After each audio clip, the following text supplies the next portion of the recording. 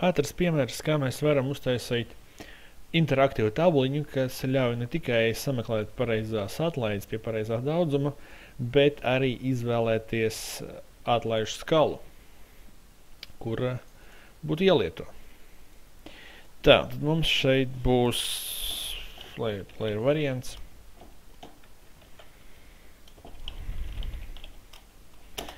Tā, labi, tas ir mūsu variants der. Tā, pirmais variants, kā mēs varam šo izdarīt, ir ļoti vienkārši. Te var mierīgi izmantot ifu.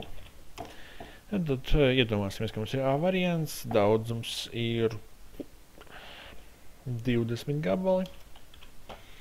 Tad, ko mēs rakstām? Mēs rakstām velkap funkciju, jo velkap palīdz mums uzmeklēt intervalu, jo mums nevajag konkrēti 20. Man vajadzīgs ir šajā gadījumā šis intervals starp 18 un 27. Tāpēc es gribu atrast šo skaitli. Bet kur es to gribu atrast? Es to gribu atrast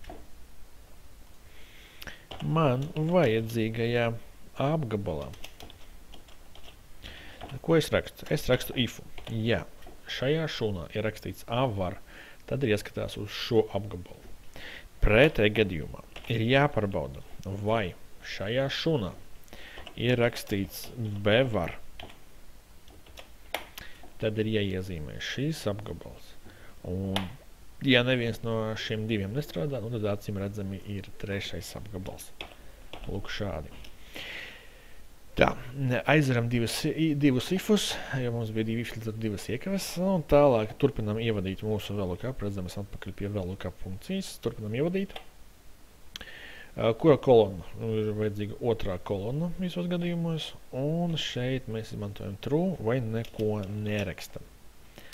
Lūk, un te viņš mums pilnīgi pareizi norāda atlaidi 21%.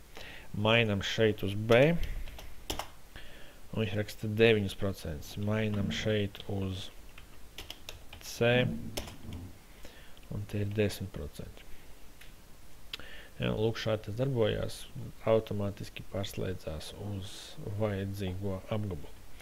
Ko vēl šeit var tādu skaistu uztaisīt? Atgādināšu, ka mēs varam aiziet pie data un izvēlēties data validation.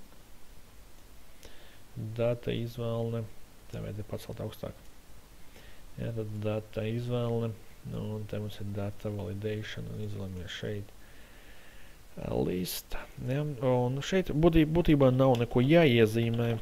Pietiek ar A var, B var un C var. Šādi, ok. Un lūk, redzam, te mums skaisti viss mainās.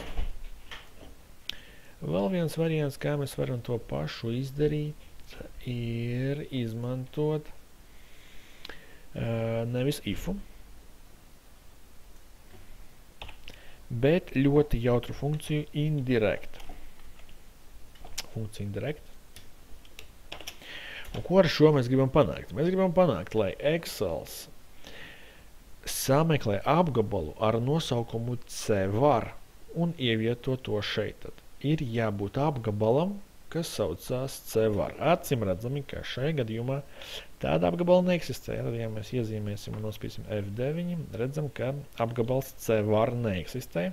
Ir apgabals F5, E5, ir apgabals D10, F13, bet apgabala C var nav. Ko mēs darām? Mēs izveidojam šādu apgabalu. Mēs pasakam, ka lūk šī daļa, šīs divas kolonas saucās C var. Kā mēs to izdarām? Šeit augšā. Šeit augšā ierakstam C var un skatīmies, kas notiekās. Tas nav C, tas ir C. C var un ko mēs redzam? Automātiski šeit viss nomainījās. Jo tagad viņš zina, ka C var ir šīs apgabals. Mainam šeit uz B.